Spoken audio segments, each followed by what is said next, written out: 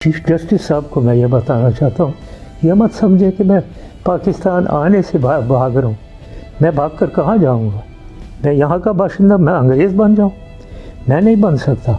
मैं पाकिस्तानी हूँ और पाकिस्तानी ही रहूँगा। देखो, वो हमारे इस कौम के हीरो हैं जनरल परवेज़ मुशर्रफ साहब। जनरल परवेज़ मुशर्रफ इस कौम के ब्रेव मैन नंबर 1 है और ये वाहिद वो शख्स है कि जब ये जाते हैं खाना काबा में तो खाना काबे का दरवाज़ा इसके लिए खोल दिया जाता है। तो वही वाहिद शख्स है जो इंडिया की आंखों में आंखें डालकर बात करता है। एक तो मुझे अपने मुल्क की अदालतों की समझ नहीं आती है अभी कि जिस बंदे ने 3-4 दफ़ा यहाँ पे जंगें लड़ी हैं, जनरल रहा है इस मुल्क का, आप उसको फांसी दे देते हैं किस बिना पर कि उसने वकीलों और जजों को किया। कल जो परसों हरकतें की हैं वकीलों ने या ये जो पढ़े लिखे लोग हैं इन्होंने जो कुछ किया वो देख के आपने उसके खिलाफ 100 मोटो क्यों नहीं लिया? अपने बार के वकला को आप कहते हैं कि फूल लेके अस्पताल में चले जाओ, वो जब जाके तो तोड़ फोड़ करते हैं उस पर आप कोई 100 मोटो नहीं लेते। फॉर लाइफ उन लोगों के आपको लाइसेंस कैंसिल करने चाहिए, उनको इबरत का निशान बनाना चाहिए ताकि आइंदा ऐसा ना हो सके। जंगों में भी अस्पतालों पर हमला नहीं होता, उन्होंने अस्पताल पर हमला किया, लोगों को मारा, उधर कोई पूछने वाला नहीं है। जो 3 दफ़ा जनरल रहा है, जिसने जंगें लड़ी हैं, जिसने कारगिल लड़ी है, दूसरी तीसरी लड़ी है, उसको आप फांसी दे रहे हैं। आने वालों को आप क्या बता रहे हैं कि आप जितने भी सच्चे इस मुल्क के साथ रहेंगे, जितनी जंगें लड़ेंगे, जितने पैट्रियाटिक होंगे, उसके बाद आपको उसका नुकसान उठाना पड़ेगा। जो लोग इधर 30-30 साल से चोरियां कर रहे हैं उनको बाहर भेज के आप मिठाइयाँ बांटते हैं, जिन्होंने जंगें लड़ी हैं जब उनको आप सजाए मौत देते हैं तो आप उसकी खुशी मनाते हैं। सो ये डबल स्टैंडर्ड्स हैं, ये नहीं चलेगा।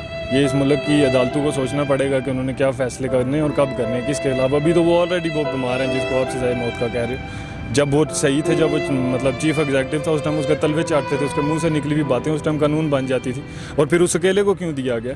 पूरे का पूरा ये जो इंस्टीट्यूशन है इसके ऊपर क्यों नहीं किया गया? वो जो जजेस उस एमरजेंसी में इन्वॉल्व थे, मार्शल लॉ तो उसने 1999 में लगाया था, आप उसको सज़ा दे रहे हो 2007 की एमरजेंसी के बारे में। मार्शल लॉ पे उसको क्यों नहीं सज़ा दी? उससे बड़ी ऐन शिकनी कौन सी है? 2007 में उसने ऐन शिकनी कर दी है कि उसने आगे जजेस और वकला को कहा कि आपने दायरे में रह के काम करना है। आप ये न्यूज़ चैनल वालों को उन्होंने कहा है।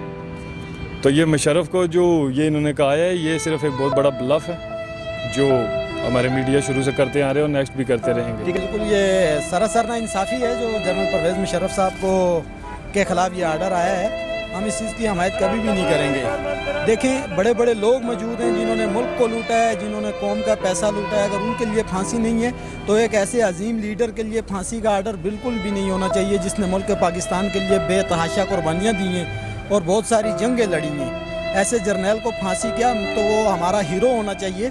लेकिन अफसोस है ये पाकिस्तान की गवर्नमेंट कोई पता नहीं क्या कर रही है। और जो लोग करप्शन करते हैं इनको सज़ा होनी चाहिए, इनको फांसियाँ होनी चाहिए, इनको अदालतें रिहा कर रही हैं, इनकी ज़मानतें मंजूर हो रही हैं। और जो इस मुल्क के लिए जिन लोगों ने कुर्बानियाँ दी हैं उनको ये फांसी पे चढ़ा रहे हैं। ये किसी दुश्मन नवाज लोगों को खुश करने की कोशिश में है। ठीक है, नहीं तो मुशर्रफ साहब की इस मुल्क के लिए क्या हिदमात है? मुशर्रफ साहब ने देखें बहुत सारी जंगें लड़ी हैं, सियाचिन पे जाके जंग लड़ी है। अगर मियाँ साहब उस टाइम किसी वहाँ जाके कोई ऐसे वैसे बयान ना देते तो हमारा मुल्क इंशाल्लाह सियाचिन पे फतह हासिल करता। और वहाँ पर भी हमें एक रुसवाई हुई है, ये सिर्फ मियाँ नवाज शरीफ की वजह से। और जब भी वो आते हैं तो वो कहते हैं मैंने इस मुल्क को एटमी ताकत से नवाजा है। हम इस चीज़ को बिल्कुल भी नहीं मानते। देखिए, जनरल परवेज़ मुशर्रफ ने तो गद्दार हो ही नहीं सकते क्योंकि उन्होंने 3 जंगें पाकिस्तान के लिए लड़ी हैं और हमेशा उन्होंने पाकिस्तान की खिदमत की है। हमेशा उन्होंने कारगिल भी तकरीबन उसने फ़तह कर ही लिया था। तो अगर गद्दार तो असल में नवाज शरीफ है जिसने वापस अपनी फ़ौज को हुक्म दिया कि वापस आप आ जाएं, जिसकी वजह से ये हमारे कई शहीद हुए हैं फ़ौजी जवान। तो मुशर्रफ कैसे गद्दार हो सकता है? मुशर्रफ के दौर में बहुत अच्छे काम हुए हैं, काफ़ी रोडें बनी हैं, कारोबार था, सब कुछ था। कुछ गलतियाँ इंसान से होती हैं, ज़रूरी बात नहीं है कि इंसान बहुत पाक साफ़ है या फरिश्ता है। तो 1-2 गलतियाँ हुई, जैसे लाल मस्जिद की गलती हमें समझ आती है, मगर गद्दार नहीं हो सकता परवेज़ मुशर्रफ। ठीक है, तो मुशर्रफ साहब के दौर में कौन से काम हुए, उनकी क्या हिदमात है इस मुल्क के लिए? देखिए, परवेज़ मुशर्रफ की सबसे बड़ी खिदमत मैंने आपको पहले ही बता चुका हूँ कि एक जो फ़ौजी होता है जंग लड़ता है, जब अपनी जान की कुर्बानी कोई जो इंसान दे दे तो इससे बड़ी कुर्बानी क्या हो सकती है? उसके बाद उसके दौर में जो देख लें कि मोटरवे नवाज शरीफ ने इफ्तिताह किया था, उसने मुकम्मल किए हैं प्रोजेक्ट। उसने मतलब मरी की मोटरवे बनाई, इसी तरह गांव कस्बा उन्होंने रोडें बनाई हैं और कारोबार भी अरूज पे था, इतनी महंगाई भी नहीं थी।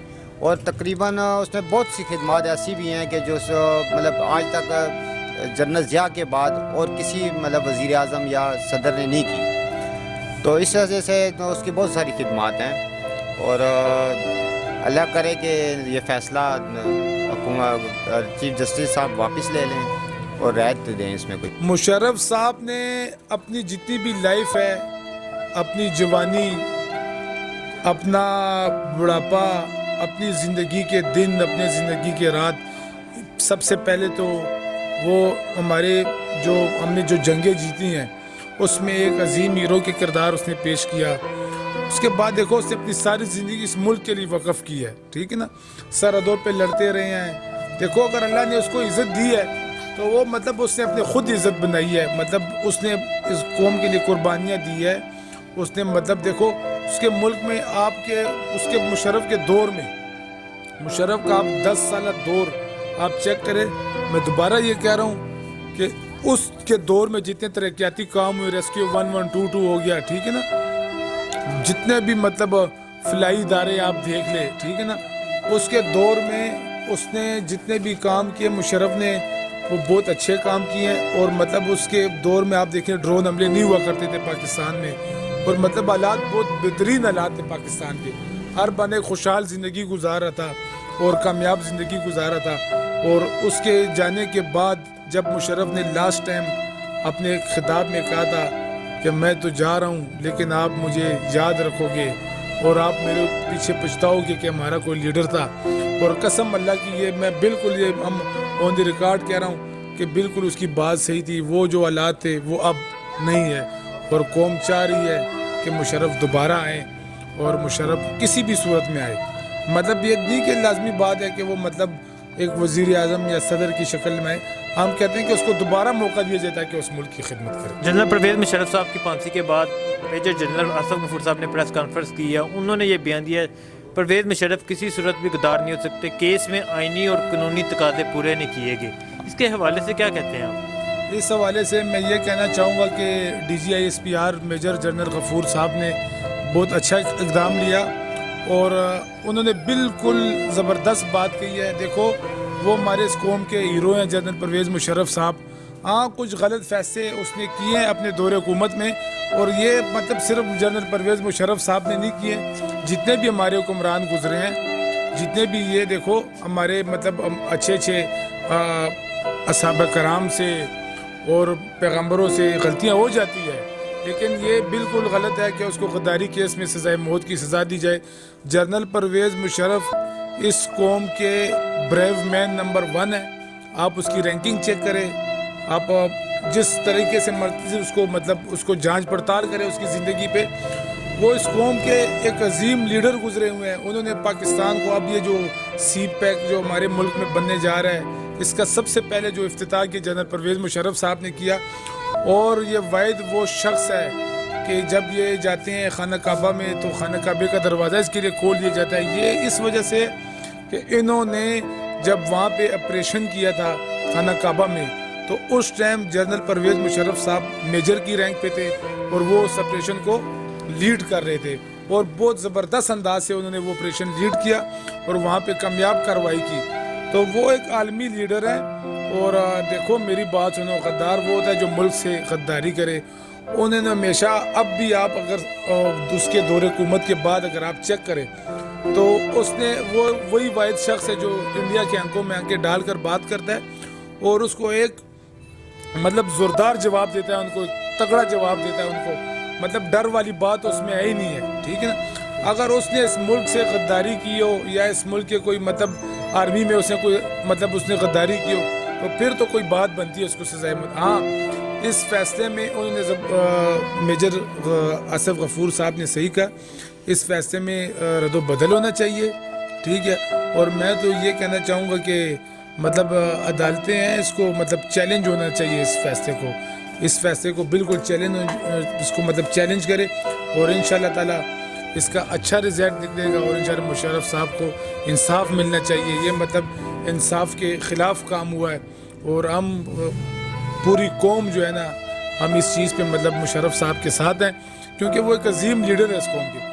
وہ بریو مین نمبر 1 ہے تو وہ خدا کے بندے اس کو کیسے آپ مطلب اس کو سزائے موت کی آپ اس کو یہ مطلب یہ نہیں کہ وہ آرمی ہے کہ مطلب ایک جرنل گزرے ہیں یا پاکستان کے وہ صدر رہے ہیں، نہیں. اس میں آپ دیکھو میری بات سنو، مشرف کے دور میں جو سائیکل والا تھا وہ گاڑی پہ آ گیا، گاڑی والا BMW مرسڈیز پہ چلے گا، اور وہ جو مرسڈیز ہیلی کاپٹر उनके दौर में गरीब बंदों की मतलब जो एक देहाती लोग थे उनकी प्रॉपर्टी की वैल्यू बढ़ी है। उसने मतलब शौकत अजीज़ साहब को लेके आए बाहर से, उन्होंने मतलब अच्छे अच्छे मंसूबे लॉन्च किए इस मुल्क में, और सोसाइटी वगैरह टाउन जितने भी शुरू हुए ये मुशर्रफ साहब के दौर हुकूमत में शुरू। तो ये सुप्रीम कोर्ट को भी और आला जजेस को भी और जितने भी हमारे इस मुल्क के हुक्मरान इदारे हैं चाहे जो भी है, इनको अपना एहतजाज रिकॉर्ड करवाना चाहिए। और आप मतलब मुखालफत तो नहीं कर सकते हैं इस फैसले की, लेकिन हम पुरजोर अपील करते हैं इसकी कि इसके मतलब इसमें नज़रसानी की जाए और मुशर्रफ साहब को मेरिट पे इसका मतलब फैसला किया जाए दोबारा।